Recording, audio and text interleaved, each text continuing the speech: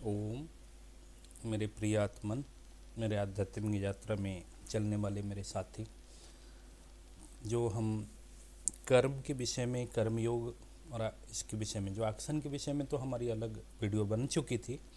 अब कर्म के विषय में जो हमारी सनातन स्क्रिप्चर और अलग अलग जगहों से जो मैं पिक किया हूँ, मैं पिछले वीडियो में उसकी इंट्रोडक्शन दिया था, तो वो सारे विचारों को मैं एक सिंथेसाइज कर रहा हूँ। तो उसके मैंने सेकंड पार्ट में हम चले। पिछले में हम बात किए थे, पहले के श्लोक में पढ़ देता हूँ गीता की। अनाश्रितः कर्मफलम कार्यकर्म करोति यः स सन्यासी च योगी च न निरअग्नि नरच क्रिया। इसका अर्थ ये है कि जो कर्म फल को त्यागे बगैर कर्म करता है, वो चाहे योगी हो चाहे सन्यासी हो, वो हो ही नहीं सकता। योगी या सन्यासी हो ही नहीं सकता जब तक वो फल त्याग ना कर दे। जैसे कि कोई व्यक्ति बाहर से काम बंद कर देता है, जैसे अग्नि जलाना एक तरह की बाहर की क्रिया थी, तो अग्नि जलाना या बाहर का कोई क्रिया बंद कर दे, तो बाहर की क्रिया बंद कर दिया, एक्टिविटी बंद कर दिया, छुट्टी ले लिया है, तो जब तक मन में फल बसा हुआ है किसी प्राप्ति का, रिजल्ट का, तब तक वो कर्म ही माना जाएगा। ये श्लोक का ये अर्थ है। एक में बता गया कि action of 1 inch towards your goal is more important then miles of your intention and turns of your discussion.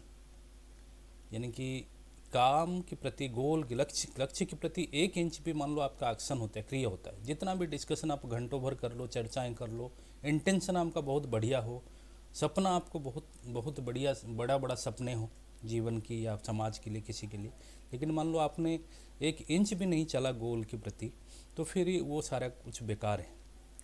ये बताई गई है। और एक लेख में बताई गई है कि आपकी कर्म ही आपकी परिचय है। आपकी नाम का तो कई व्यक्ति इस धरती पे है, सेम नाम पे धरती में तो कई व्यक्ति हैं, तो आप फर्क कैसे पता चलोगे? फर्क आपकी आचरण और कर्म से पता लगोगे। तो इसलिए कर्म का इम्पोर्टेंस बताने के लिए सारे मैंने प्रीव्यू थोड़ा सा दिया। तो पिछले में हमने चर्चा किए थे कि हमारी स्क्रिप्चर में कर्म का कितने भाग में डिवाइड किया गया था। एक तो नित्य कर्म, नैमित्य कर्म, एक कर्म धर्म, एक कर्म संन्यास, एक कर्म योग। इस विषय में हम बात करेंगे। मतलब धीरे धीरे हम कर्मयोग तक चले जाएंगे। फिर हम जो प्रारब्ध संचित क्रियमाण कर्म की डिवीजन, उसकी इफेक्ट, पुनर्जन्म क्या है, वो होना क्या है। मेरे विश्वास अपना तो कुछ भी नहीं, मुझे तो पता भी नहीं है कि आत्मा है या पुनर्जन्म है कि नहीं है, उसे मुझे नहीं पता, लेकिन जो है उसको मैं बस प्रेजेंट करना चाह रहा हूँ। नित्य कर्म पे चलते हैं। नित्य कर्म तो एक वेल नोन फैक्ट है, सबको पता है। डे टू डे लाइफ में हम जो ब्रश करते हैं, उठते हैं, नहाते हैं, सोते हैं, है ना, डेली डेली होने वाला काम को हम नित्य कर्म कहते हैं। फिजिकल बॉडी की साफ़ सफाई, रख रखाव के लिए करते हैं, और बेसिक नीड को पूरा करने के लिए करते हैं नित्य कर्म हम। नॉर्मली नहाना धोना ये सब चीज़ें डेली, मान लो आप रूटीनली कोई चीज़ कर रहे हैं, मंदिर जाते हैं, रूटीनली कोई गुरुद्वारा जाते हैं, रूटीनली आप कोई काम कर रहे हैं और वो उसी दिन से संबंधित है, रूटीनली कर रहे हैं, लेकिन उसका जो रिजल्ट है, उसका जो यूज है उसी दिन से संबंधित। जैसे दूध लाने जा रहे हैं आप किसी शॉप में, सुबह जाते हैं, ये आपका रूटीन ड्यूटी है, डेली ड्यूटी है, और दूध उसी दिन का चाहिए, तो वो भी आपका नित्य कर्म जैसा ही आप मान लो। खाना पीना, सोना, ब्रीदिंग, सांस लेना, ये सब भी उसमें इंक्लूडेड होगी। तो एक्सटेंडेड ये सब चीज़ें हो गया कि नित्य कर्म का मतलब। ये तो सिंपल सी बात है, इसके रिजल्ट भी हाथों हाथ आ जाती है, तुरंत आ जाती है ना। फिर सेकंड आती है नैमित्य कर्म। नैमित्य कर्म किसको बोला गया? जो 15 दिन में या मंथली या 3 महीना में करना पड़ता है, कभी कभी, या कभी ज़रूरत पड़ती तभी करना पड़ता है, तो उसको नैमित्य कर्म करते हैं। एकादशी का व्रत जैसे हमारे यहाँ करते हैं लोग, या कोई पूर्णिमा में गंगा स्नान करना, किसी में, किसी साल में चाहे एक ही बार मकर संक्रांति में करना, वो भी सब नैमित्य कर्म में आता है। बच्चा हुआ तो उसकी जो संस्कार कर्म होती है बच्चे की, हमारी छठी वगैरह पूजा होता है, या दूसरे में जो किसी का देहांत हो गया, जो शुद्धि क्रिया उसकी, जो दूसरे में मान लो उसका क्या बोलते हैं, कब्र क्या बोलते हैं, वो सब भी करना, या आग संस्कार करना, कुछ भी, वो सारे नैमित्य कर्म हैं जो कभी कभार करना पड़ेगा। ये वो काम हैं जो हमें महीनों में, सालों में या आफ्टर ए गैप करना होता है। ये भी एक तरह की रिक्वायरमेंट की पूर्ति है और करने के लिए है, मतलब करना ही करना है, ठीक है। तो इसमें गंगा स्नान, एकादशी व्रत, शुद्धि, जन्म, मृत्यु, संस्कार इत्यादि इसमें आता है। संक्रांति स्नान, रिचुअल्स, ये सब आती है। आज के हिसाब से देखें तो इसमें ईएमआई भी जोड़ दो, जैसे मंथली एलआईसी का जाता हो, किसी गाड़ी का, घर का ईएमआई बीमा जाता हो, या कोई रूटीन वर्क हो, या साल में कोई आपकी ड्राइविंग लाइसेंस का किसी ड्यूरेशन में रिन्यू करना हो, तो वो काम को भी आप इसमें, क्योंकि अलग अलग समय में अलग अलग समाज की इंसान की ज़रूरत है, तो उसको आप जोड़ सकते हो। तो ये नैमित्य कर्म में ये आ गया, समझ में आ गया। मेरे हिसाब से इसमें कोई प्रॉब्लम नहीं है। थर्ड में हम जा रहे हैं, कर्म धर्म किसको कहेंगे। इसमें थोड़ा एलाबोरेशन हम जाएंगे। नित्य कर्म, नैमित्य कर्म तो बहुत छोटे में था।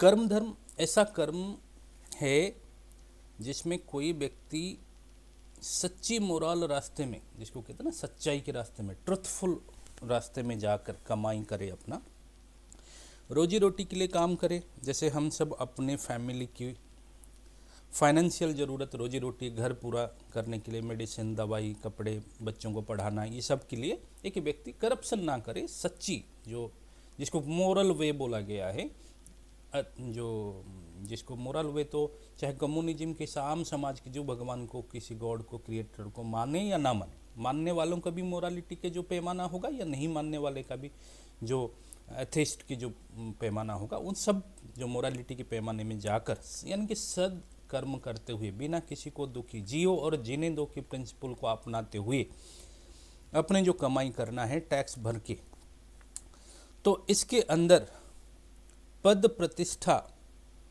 जैसे मेंबर ऑफ पार्लियामेंट, मंत्री, या लेख लिख के सम्मान, अवार्ड आदि पाना, या रिसर्च में लगना, न्यू शॉप्स या बिजनेस खड़ा करना, खेती करना, एट्सेट्रा, ये सब करते समय ये भी ध्यान रहे कि हमारी काम नॉन करप्ट होनी चाहिए और जियो और जीने दो की प्रिंसिपल पे होना चाहिए। ज़्यादातर हम इसीलिए नॉन करप्ट हैं। देखो, हमारी मोरालिटी का ये है कि हमें मौका नहीं मिल रहा है, इसलिए करप्शन का दम नहीं है, डर है जेल का, दंडा का, तो इसीलिए हम मोरल बने पड़े। यानी कि हमारी मोरालिटी अंदर से नहीं आ रहा है, बाहर की डर के कारण है।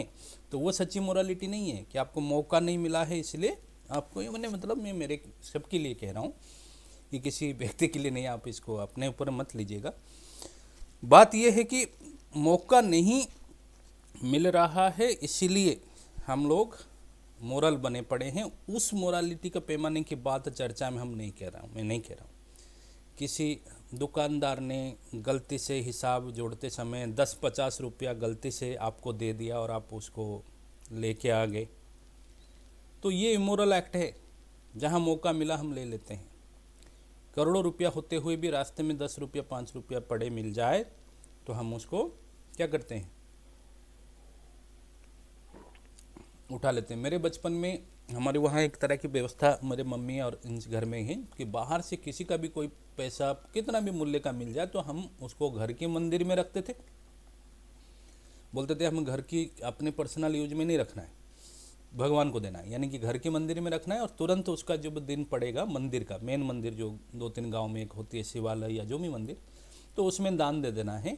तो हमारी तरफ से तो हम मोरल इलाज हो गया। बाद में पता चला वो पैसा जो मंदिर सब में जाता है, वो मंदिर में कुछ लोग गांजा पीते हैं बैठ के, तो उनकी काम आ जाता है। बट चलो, ये सीख हमारे लाइफ के लिए तो अच्छा रहा, भले ही अच्छा बाकी के लिए ना रहा। लेकिन ये बात मैं कहने मतलब है, ये छोटी छोटी सीख जो है इंसान को बहुत नैतिक बना लेता है अंदर से। क्योंकि हमारी घर में व्यवस्था थी, बाहर से आप चाहे 1 रुपया 2 रुपया मिले, उसको अपने ऊपर खर्चा नहीं करना है, तुरंत अपने घर के मंदिर में रख दो, फिर इकट्ठा हो जाए तो लेके गाँव के मंदिर में दे आओ। तो ये देखना है कि हमारा जो नैमित्तिक, ये हम कर्म धर्म की बात कर रहे हैं।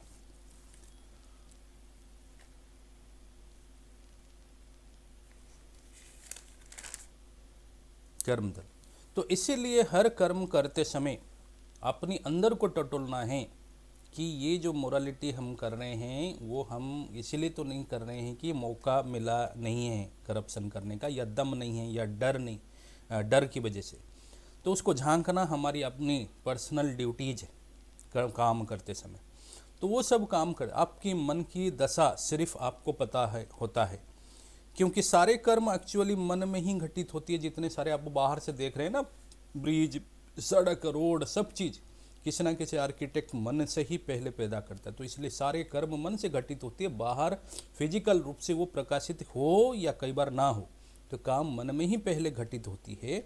तो इसीलिए मन में जहाँ काम की पैदाइश हो रहा है, काम घटित हो रहा है, वहाँ पर हमें टटोलना है कि ये जो मोरालिटी और ये जो सत मार्ग में जाकर हम कमा रहे हैं, वो सत मार्ग हमारी अपनी निजस्व ऑर्गेनिक, अपनी पैदा हुआ originated, self designed, self disciplined है, या बाहर से किसी वजह से। मैं कोई पॉलिटिकल पार्टीज में कुछ दिन काम किया था, नाम नहीं लेंगे क्योंकि सही नहीं रहेगा। तो उसमें मैंने देखा हूँ कुछ जो नेता आते हैं, फिर छुट भैया नेता आते हैं, दूसरे पार्टी का नेता फिर आ जाते हैं, जैसे लगता है कि उनको यहाँ पर कुछ फ़ायदा हो सकता है, गली का प्रधान से लेकर आगे तक। तो वो पहले आके बोलते हैं समाज के लिए आए हैं, सेवा के लिए आए हैं। लेकिन मैंने उनको देखा हूँ कि कितना लाड़ उनको टपकता रहता है। थोड़ा सा एक बड़े नेता के पास कंधे से कंधे भिड़ा के फ़ोटो खिंचवा लेना, और उस फोटो को फिर आगे जाके सोशल मीडिया में, व्हाट्सएप ग्रुप में, फेसबुक में डालना। तो इतना सेवा पॉलिटिकल माहौल में, अब तो आप जाके देखेंगे स्टेज पे कितने सारे सेवक इकट्ठा हो जाते हैं, तो बड़े नेता के साथ फ़ोटो खिंचवाते हैं, और जहाँ भी मौका मिले दूसरे को धक्का मार के आगे चढ़ जाते हैं। तो वो भी तो सेवा के लिए आते हैं, लेकिन उनकी सेवा का उद्देश्य है कि खुद की स्वार्थ पूर्ति करना। तो ये चीज़ें हैं। तो कई तो नेता ऐसे हैं कि जो अपना जन्मदिन अपनी पैसे से मैंने होर्डिंग बनवाते हैं और बोलते हैं कि फलाना फलाने, उनकी नीचे का जूनियर की फ़ोटो डाल के कि वो बधाई कर रहे हैं, बधाई दे रहे हैं उनके जन्मदिन की, जबकि खुद अपने आप को बधाई दे रहे होते हैं, क्योंकि सारा पैसा उन्हीं का लगा होता है। वो किसी जूनियर का नाम करके वो पोस्टर होर्डिंग बनवाते हैं। अब हम सनातन और वेद विधि के कर्म धर्म की बात करेंगे। उसके हिसाब से कर्म कितने प्रकार की, कैसे किया जाना चाहिए, जो पुराने समय की था। आजकल तो कर्म के बहुत पैमाना हो गया, कोई मैकेनिक है, कोई IT इंजीनियर है, कोई डॉक्टर है, कोई पैरामेडिकल, क्या तरह के साइंटिस्ट है, क्या क्या सब है। पुराने समय का जो कर्म व्यवस्था था, उस समय में क्या डिस्क्रिप्शन हुई थी, जरूरी नहीं कि वही सब आज पालन करना है, बट जितना है रिमेनेंट्स उतना को लेकर आगे मॉडिफाई आप समझ सकते, समझने के लिए मैं कह रहा हूँ। एक है वर्णाश्रम कर्म। पहले वर्ण व्यवस्था जो थी वो, ये देखो, ये सब चीज़ें जन्म के साथ नहीं थी। वो कर्म जिसको जो क्वालिटीज है, जो कर्म कर सकता है, सारे खेती नहीं कर सकते, सारे डॉक्टरी नहीं कर सकते, वो है। कुछ चीज़ें फैमिली के साथ जुड़ गया, क्योंकि पीढ़ी दर पीढ़ी रहता है तो एक्सीलेंस हो जाता है। बट प्रारंभिक रूप से सनातन में ये जन्म के साथ नहीं जुड़ा गया था। बाद में कुछ स्वार्थी अपर कास्ट लोगों ने, ब्राह्मणों ने, सवर्णों ने इसको जन्म के साथ ये करके दलितों को परेशान करने की कोशिश की। इसकी सच्चाई भी है, कम मात्रा में है लेकिन है। लेकिन ये चीज़ें जन्म के साथ कभी भी नहीं थी, ना है। तो ये है कि एक वर्णाश्रम, वर्ण का बोला जाता है कौन सी, जो 4 वर्ण समाज में, समाज के एक शरीर, मान लो समाज के शरीर, ये भगवान के शरीर बोल देते हैं कि मुंह से ये पैदा हुआ, ऐसा नहीं। समाज एक शरीर है, ये तो समाज एक शरीर ही करेगा। अरिस्टोटल वगैरह में भी, यूरोपियन सोशियोलॉजिस्ट भी डिफाइन करते हैं। तो समाज मान लो एक शरीर है, तो उस शरीर में 4 जो अंग है वो क्या है, ब्राह्मण, क्षत्रिय, वैश्य, शूद्र। तो ये 4 समाज के अंग है। तो समाज की अंग जो है वो है 4 वर्ण हो गया। वर्ण मतलब सेक्शन हो गया, काम के हिसाब से डिवाइड, एजुकेशन देने वाले और प्लानिंग, एजुकेशन, ये सब डिस्कशन, ये सब वाले जो बुद्धिजीवी वर्ग, और क्षेत्रीय जो डिफेंस वाले हैं, और फिर हो गया बिजनेस वाले वैश्य, और शूद्र जो साफ सफाई, सर्विस। आजकल तो सारे ब्राह्मण सब सर्विस में जाते हैं, करते हैं। IT में भी कॉल सेंटर, ये सब चीज़ें सर्विस में ही तो आ गए, शूद्र में आ गया एक तरह की। तो ये वर्णाश्रम हो गया। नेक्स्ट हो गया वर्णाश्रम के अंदर होते हुए कर्म विधि बताया गया है कि एक व्यक्ति का अपने जीवन में क्या होना चाहिए। व्यक्ति के जीवन में 4 अवस्था होता है। आश्रम, देखो वर्णाश्रम में वर्ण तो 4 हो गया, आश्रम क्या हो गया। आश्रम पुराने की कल्पना ये थी कि जीवन में 4 आश्रम होती है, कि ब्रह्मचर्य, पहले ब्रह्मचर्य, गृहस्थ, फिर वानप्रस्थ, संन्यास। मैंने 100 साल मान लो जीवन है, तो 25-25 साल का डिवीजन आप कर दो। 100 साल तो आजकल रहा नहीं, तो इसीलिए जीवन में 4 फेज है, मतलब मान लो एक शूद्र है और जवानी के पहले 25 साल में है तो शूद्र वाली ब्रह्मचर्य में वो जाएंगे, मतलब ब्रह्मचर्य प्लस शूद्र, ये जो उसका ड्यूटीज है। शूद्र मतलब ब्रह्मचर्य एजुकेशन है, ब्रह्मचर्य मतलब ऐसा कुछ वो सेक्स वेक्स को लेकर सब सारी चीज़ें दबाने, वो सब ब्रह्मचर्य मतलब एजुकेशन ट्रेनिंग, ठीक है। उसमें थोड़ा पार्ट वो सब है, लेकिन मेजर है सबको बराबरी में देखना। ये सब ब्रह्म जैसा आचार कर सकता है वैसा फीलिंग है ब्रह्मचर्य, बिना डिस्क्रिमिनेशन का नॉलेज ग्रहण करना। तो ये हो गया वर्ण प्लस आश्रम। वर्ण का मतलब जैसे ब्राह्मण है तो ब्राह्मण का मतलब बचपन की प्रारंभिक अवस्था है तो ब्रह्मचर्य में जाएगा, फिर गृहस्थ, फिर वानप्रस्थ, संन्यास, ये वर्णाश्रम धर्म है। इसी के लिए बोला गया है इसी के लिए बोला गया स्वधर्म में निधनम श्रेय पराधर्म भयो भया भयो। ये नहीं बोला गया स्वधर्म में निधन मतलब हिंदू है तो हिंदू होकर मरना है, मुस्लिम है वो अलग बात है, मुस्लिम है तो मुस्लिम होकर मरना है, इसीलिए नहीं बोला गया स्वधर्म में निधनम। यहाँ धर्म का मतलब जो वर्णाश्रम धर्म में आप हो, इसलिए बोला गया कि आप भले ही अपने ड्यूटी गलत भी कर रहे हो लेकिन वही ड्यूटी आपको परफॉर्म करना चाहिए, ना कि दूसरे की ड्यूटी करना चाहिए। जैसे ऑफिस में कोई पियन है, वो भले ही अपना पीएन की काम ठीक से नहीं कर रहा है लेकिन उसको कभी भी जाके जब उसके ऑफिसर ना हो वहाँ जाके 10-5 फाइल को साइन नहीं कर देना चाहिए। बात ये है, इसीलिए बोला गया। इसलिए ये नहीं बोला गया कि आप अपने क्रिश्चियन धर्म छोड़ के वो धर्म के विषय, वो तो मजहब चीज़ें वो अलग है। एक को अपनी अलॉटेड ड्यूटीज करनी चाहिए भले ही मिस्टेक ही के साथ क्यों ना हो, पर दूसरे की ड्यूटी नहीं करनी भले ही सही तरीके से हो। जैसे झोला छाप डॉक्टर होते हैं, हमने प्रेस्क्राइब करते हैं, झोले छाप डॉक्टर भी कई बार अच्छे गोलियां दे देते हैं, अच्छे उनके मेडिसिन काम आ जाती हैं, लेकिन उसको हम प्रेस्क्राइब नहीं कर सकते हैं इलाज के लिए, सर्टिफाइड नहीं कर सकते हैं। तो कर्म के साथ साथ मेनली पर परफेक्शन और लॉन्ग प्रैक्टिस की वजह से ही वो हेरिडिटरी हो गया, ठीक है, लेकिन वो वैसे था नहीं। कभी और बात इस विषय में करेंगे, जातिवाद ये सब विषय में बाद में कभी बात करेंगे। इसका था चीज़ें हैं। ऊपर की विधि से कर्म करके व्यक्ति अपने मेटेरियल रिक्वायरमेंट को पूरा कर सकता है। उसके अंदर स्वर्ग मतलब ज़्यादा से बहुत कर्म धर्म के थ्रू करेगा, सारे टैक्स डिडक्शन करके सारे अपना रोजी रोटी ये सब करने के बाद टैक्स देने के बाद, टैक्स देने का धर्म में विधि था 10% का विधि था। 10% देने के बाद राजस्व आपके धर्म शुद्ध होती है, आपकी पैसा जो है शुद्ध होती है। उसके बाद आप उस पैसे को अपने ऊपर तो बाद में लगाना होता है, बाद पहले बुजुर्गों, परिवार, घर, बच्चे को लगाना पड़ता है, उसके बाद होती है। तो ये सब करने के बाद भी आपको स्वर्ग, जन्नत, वैकुंठ और भगवान, निर्वाण, कैबल्य, मोक्ष आदि भी हो सकता है, क्योंकि सब माइंड का सोचा गया होता है। ये कोई मोक्ष हम सोचते हैं, भगवान सोचते हैं, सोचने पर भगवान नहीं जो सोच लिए, क्यों हम सोचेंगे हमारी कचड़ा मन में ही सोचेंगे, जो भी सोचेंगे मन का हमारी लिमिटेड दायरा है और उसके अंदर कचड़े भरे पड़े। तो हम मन के अंदर चाहे भगवान सोच लो, मोक्ष सोच लो, कैबल्य सोच लो, बोल दो, लेकिन वो मेटेरियल होगा, क्योंकि वो सब चीज़ को सोचा नहीं जा सकता, ठीक है। शब्दों में तो आप मतलब एक कोई आपके फ्रेंड बोले कि यहाँ के मौसम पता है कि ये नदी किनारे कितना अच्छा लग रहा है, मैं यहाँ बैठा हूँ और बात कर रहा हूँ, तो वो जो फील कर रहा है वो आपकी तक नहीं पहुँच पाएगा, वो फीलिंग पूरा का पूरा। तो इस सोच तो इसलिए कर्म मोक्ष भगवान कह देने से वो दिमाग में नहीं आएगा। दिमाग में हमारी अपना कचरा, अपना लिमिटेशंस, अपने वर्ड्स, अपने प्री कंडीशनिंग भरा पड़ा है। कर्म धर्म से जो भी उपार्जन और प्राप्ति होता है उसी में से टैक्स डिडक्ट करने से वो शुद्ध होगा और उसी के बाद उसको गुरु, पेरेंट्स, फैमिली को और अंत में खुद को दे सकते हो। इसमें पुण्य कमाना होता है, दान कर दिया आदि, भंडारा करना, ये सब मैं नहीं कह रहा हूँ कि नहीं करना, दान करना, भंडारा करना, कंबल बांटना, यज्ञ हवन, उसी के लिए इसी का एक मैंने एक तरह की रूप था यज्ञ हवन, क्योंकि उसमें दान होता था, एक तरह के रिचुअल्स में जोड़ा गया था ताकि ज़बरदस्ती चीज़ें हो जाए। इसलिए ऐसा नहीं कि मतलब रिचुअल ही सब कुछ है, लेकिन नॉर्मल कर्म वैसा नहीं है। रिचुअल्स इसलिए जोड़ा है, जैसे तुलसी को हमने रिचुअल्स में डाला करके, तुलसी जैसा मेडिसिनल प्लांट आज तक जिंदा है, नहीं तो एक्सटेंड हो जाता। हमारी बायोलॉजी में एक तरह की वो होता है सैक्रेड ग्रुप्स बनाना।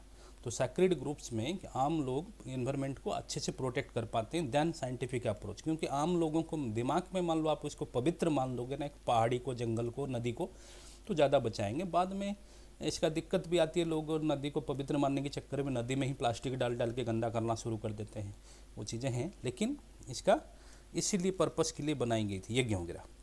तो यज्ञ मान लो बोला जाए तो यज्ञ में जो सामग्री चाहिए होता है, जैसे घी सामग्री, स्थान जहाँ होगा, कर्ता और पुरोहित ऐसा होना चाहिए जिसकी मंत्र उच्चारण सही हो, सही संस्कृत से उच्चारण करते हो, क्योंकि एक एक मात्रा के फ़र्क में फल मंत्र की अलग हो जाती है। ठीक है, एक इंद्र ने कुछ किया था किसी राक्षस के खिलाफ, जो कुछ हाँ यज्ञ वगैरह, तो मंत्र ब्राह्मण ने उल्टा पढ़ लिया तो वो जो राक्षस है वो ज़्यादा बलशाली हो गया। ये हमारी कहावत में बोला गया है। मेरे कहने का मतलब है कि मोरल, ये कर्म धर्म तभी माना जाएगा, ये जो बोला गया ना घी शुद्धि ये सब शुद्धि, इसलिए बोला जा रहा है कि आप ऐसा कर्म करेंगे, आप करते समय आपकी कर्म की वजह से दूसरे का हानि ना होता हो, तब जो उपार्जन हो। ठीक है, नहीं तो फिर ये हुआ गया ना कि आपने खुद लूट के कमाया और 10 गरीबों को बांट दिया, लूट के कमाया 10 गरीबों को बांट दिया, उससे कोई फ़ायदा नहीं होगा। तो इसीलिए जैसे कोई पुल बनाना है किसी इंजीनियर को, तो अच्छा कर्म क्या होगा, अच्छा मटेरियल उसको चाहिए ना, अच्छे सीमेंट, रॉड्स, लेबर, ये सब मशीन, टेक्नोलॉजी, ये सब चीज़ें चाहिए, तभी जाके वो कर्म सही बनेगा। ऐसे ही स्वर्ग जैसे सुख मिल सका या स्वर्ग की पद इंद्र भी हो जाओ, लेकिन ये सब टेम्पोररी होगा और उसके बाद वापस फिर पैदा हो जाएंगे, उसमें रिसाइकलिंग में फिर पैदा हो जाए। मतलब ये जब इसका कर्म धर्म के थ्रू जो भी कर्म करेंगे वो हमें मटेरियल बेनिफिट देगा, लेकिन कर्म धर्म की पैमाना बता दिया, मोरली करेक्ट होना चाहिए, मोरा जियो और जीने दो के प्रिंसिपल में होना चाहिए। और उसमें लेकिन वो बोला कि जो भी बेनिफिट्स आपको मिलेगा वो बेनिफिट्स जो भी है एक समय सीमा के लिए रहेगा। सही बात है, घर, मटेरियल, पैसा, गाड़ी, ये सब हो जाएंगे, वो टाइमली वो डिप्रेसिएशन हो जाती है, हमारी उम्र निकल जाती है ना। तो इसका जो फल मिलेगा ये टेम्पोरेरी मिलेगा। तो ये आज हमने यहाँ तक समझा, यानी कि कर्म धर्म तक समझा। नेक्स्ट हम कर्म संन्यास, कर्म योग और इन सब विषय में बात करेंगे। ओम शांति शांति शांति। Thank you sir.